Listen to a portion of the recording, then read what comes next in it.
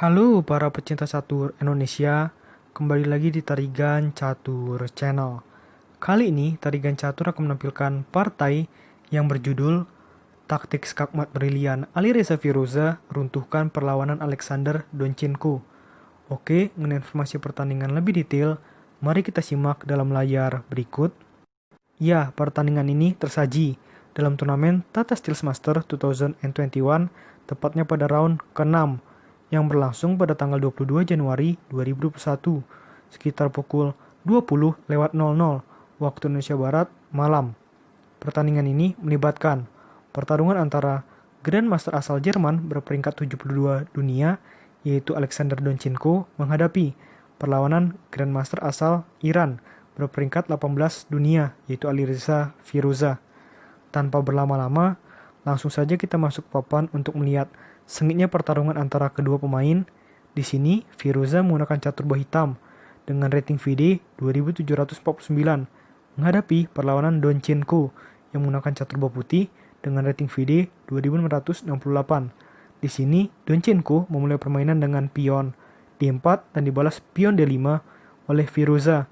Pion C4 masuk dalam pembukaan gambit menteri atau dalam bahasa kerennya yang menjadi tren sekarang ini ya, adalah Queen's Gambit. Lalu balasan Firoza adalah pion menuju petak E6. Lebih memilih untuk tidak menerima ajakan gambit dari seorang Donchenko dan dinamakan pembukaan Queen's Gambit Decline atau gambit menteri ditolak. Kuda menuju petak C3 mengancam pion hitam 2 kali, baik dengan pion putih maupun kuda putih. Gampang saja, balasan simpel Firoza adalah gajah menuju petak B4, mengancam kuda putih. Kuda menuju petak F3, kita kembali ya. Jadi di sini, kuda putih tidak bisa membantu apabila terjadi pertukaran pion di petak pusat, karena sedang terkena pin ya, karena melindungi rajanya. Oke, kita lanjutkan. Kuda menuju petak F3, pion D pukul C4, dan pion E3 mengaktifkan gajah putih yang tadinya pasif ya di petak F1 agar bisa memakan pion hitam. Namun simpel balasan dari Firoza adalah pion menuju petak B5. Lagi-lagi kuda putih tidak bisa memakan pion hitam karena sedang terkena pin dari gajah hitam. Pion menuju petak A4, pion C6. Di sini kalau salah misalkan dilakukan langkah pion menuju petak A6, maka ini keberuntungan bagi Donchenko. Pion pukul pion, dan benteng pukul benteng. Oke, kita kembali. Jadi di sini harus dilakukan langkah pion menuju petak C6. Gajah D2 agar kuda putih tidak terus terpaku ya. Dan pion menuju petak A5. Pion A pukul B5, dan di sini balasan cerdas dari seorang Firoza dengan gajah pukul kuda di petak C3 menghilangkan semacam perlindungan ya terhadap pion putih yang di petak B5. Jadi tanpa perlindungan di sini gajah pukul gajah di petak C3, pion C pukul B5, pion B3, gajah B7. Vincenzo gajah terlebih dahulu dari Firoza sebelum melancarkan serangannya ya ke pertahanan melalui sayap menteri dari Donchenko. Di sini pion B pukul C4 dan Firoza ingin memelihara serangan terhadap Donchenko. Oleh karena itu dilakukan langkah pion menuju petak B4 mengancam gajah putih. Kita lihat di sini posisi dari Donchenko sudah sulit ya dengan keberadaan pion-pion hitam yang akan atau salah satunya sudah memasuki ke pertahanan dari Donchenko, dan ini akan terus menyulitkan Donchenko sampai pertandingan berakhir. Kita lanjutkan. Gajah mundur ke petak B2, kuda F6, gajah D3, rokade pendek oleh Firoza sama juga dengan Donchenko dengan rokade pendek. Kuda B menuju D7, kuda D2, pion E5. Di sini sebenarnya jika dilakukan langkah pion pukul pion, maka kuda tidak bisa pukul pion karena sedang ada gajah putih yang melindungi. Namun di sini mungkin tidak ingin pion tumpuk dari seorang Donchenko. Oleh karena itu, di situasi seperti ini yang dipilih oleh Donchenko adalah langkah gajah mundur ke petak C2, menteri C7, pion H3, benteng F menuju E8, gajah B3, pion H6, kuda F3, memberikan ancaman yang sangat banyak terhadap pion hitam di petak E5. Benteng menuju petak A6, langsung saja kuda pukul pion di petak E5, kuda pukul kuda di petak E5, dan pion pukul kuda di petak E5. Maka kuda hitam yang sedang diancam mundur ke petak D7, justru memberikan ancaman balik terhadap pion putih ya. Kuda dan menteri hitam mengancam 2 kali pion putih yang ada di petak E5. Untuk melindunginya, dilakukan langkah pion menuju petak F4 oleh Donchenko. Kuda C5 mengancam gajah. Namun di sini karena Donchenko masih ingin memiliki sepasang gajah, maka gajah putih mundur ke petak C2.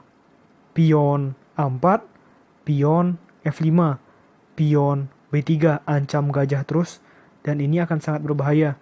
Pion hitam salah satunya sudah memasuki baris 3 atau benar-benar tinggal 2 langkah lagi promosi, dan juga ada tempo mengancam gajah putih. Jadi jelas ini sudah membuat Donchenko harus terus bertahan. Gajah mundur ke petak B1, benteng akhirnya kembali ke petak A8.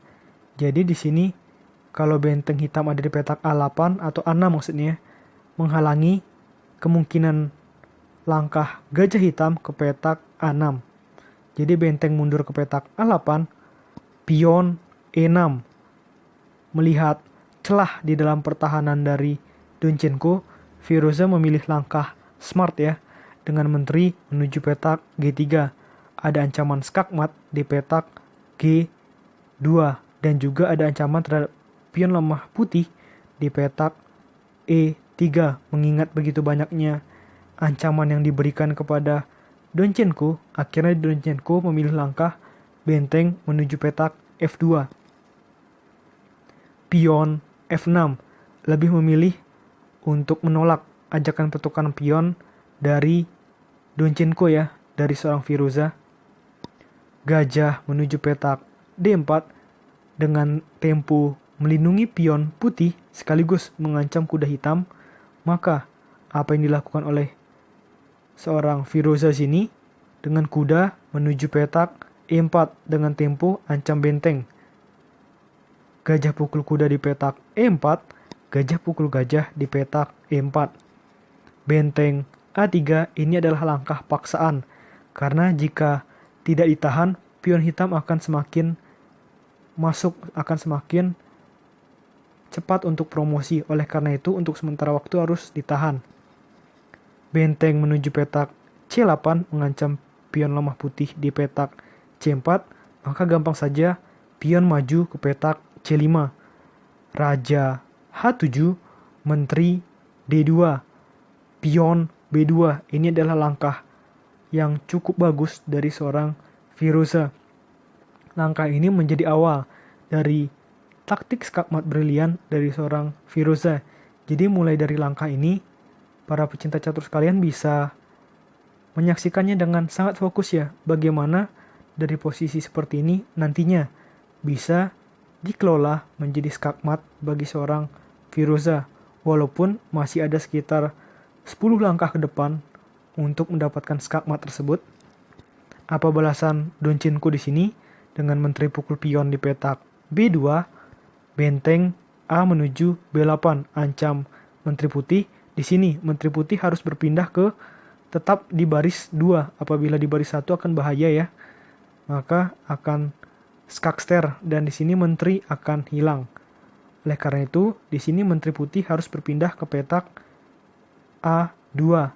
Benteng skak di petak B1, benteng menutup. Benteng menuju petak B8, menteri F2. Benteng pukul benteng di petak F1, raja pukul benteng. benteng skak di petak B1, raja ke petak E2.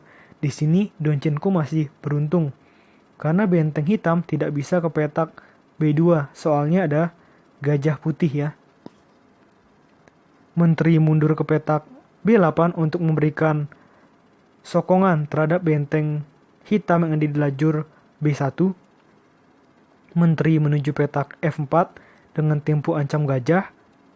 Dan di sini dilakukan langkah menteri skak di petak B5. Raja ke petak D2, ada langkah bagus dengan menteri skak di petak B4. Maka benteng putih akan melayang. Benteng putih Donchenko akan segera melayang.